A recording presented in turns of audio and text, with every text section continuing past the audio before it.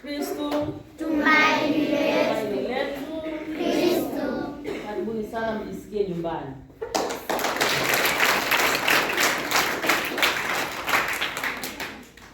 Mfuata ameniambia nielezee kwa ufupi wakati wanaendelea kuleta vitu. Kwanza kwa majina, naitwa Sister Maria Peter. Ni sister wa shirika la Mtakatifu Ursula Ledokoska. Tuko hapa Miuji kwenye nyumba hii ya matumaini au kituo cha matumaini. Tunafanya utume kwa watoto wetu hawa ambao tunaishi nao hapa. Kituo kina watoto 62 jumla. Wengine wako hapa, wengine wako shuleni, lakini jumla idadi yao ni 62. Na watoto hawa tunawapata kupitia maafisa ustawi wa jamii. Kituo ni cha shirika lakini kimesajiliwa na serikali.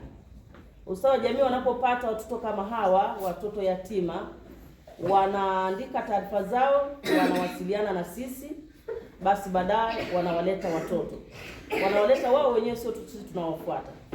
Na tunakaa nao mpaka wanapomaliza darasa la 7. Wakimaliza darasa la 7, kwa wale wanaofanikiwa kuendelea na kidato cha kwanza, tunaendelea kuwasindikiza, tunakuwa nao.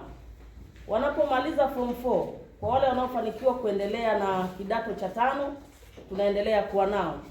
Lengo la shirika ni kuwasaidia watoto hawa watoke kwenye ile hali ngumu ya maisha huku chini na wafanikiwe katika maisha yao, waweze kujitegemea, waweze kusimama wenyewe, lakini pia wajione wako miongoni mwa watu, miongoni mwa jamii kama watu wengine walivyo.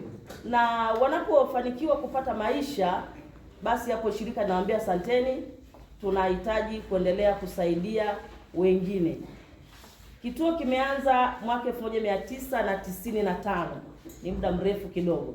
Kwa hiyo ni watoto wengi ambao wamepita kwenye kituo hiki, na wengine wameshafanikiwa tayari, wana maisha yao, wana familia zao, kwa hiyo wanaendelea na maisha yao. Kwa ufupi huo, karibu. Kwanza naomba msimame watoto wa nyumba ya matumaini, watoto wa kwetu hapa kituoni. Naomba msimame mahali popote mlipo.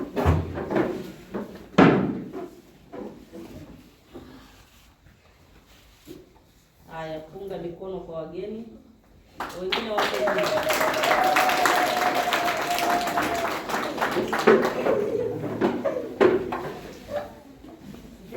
kwanza tunashukuru kwa tendo hili la huruma kwa watoto kutoka parokia Buyoda pamoja na walezi wao na wana parokia kwa ujumla.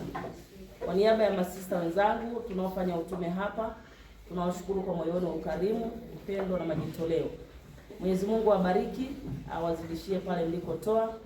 Endeleeni kuihubiri Injili ya Bwana iweze kuenea ulimwenguni kote. Asante Bwana. Asante. Naomba nikaribishe mtoto mmoja aweze kutoa neno la shukrani. Peter.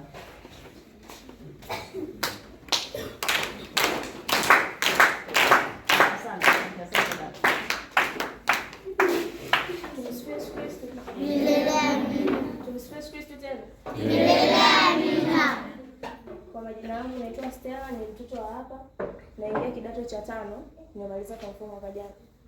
Niko mbele yenu kusema asanteni kwa muda wenu mliotenga kuja kutuona sisi. Sasa hivi ni kipindi cha likizo. Wadogo zetu wangeweza kusafiri, hata kama anaishi na baba na mama, angeenda hata Dar kumuona shangazi, angeenda hata wapi kumuona mtoto wake, lakini mkono ni bora sana likizo yenu pamoja na walezi wenu mje hapa katika kituo chetu. Ni mbali kutoka Singida mpaka hapa Dodoma, sio karibu. Tunasema asante sana. Ni Mbulu. Tunasema asante sana kwa ujio wenu.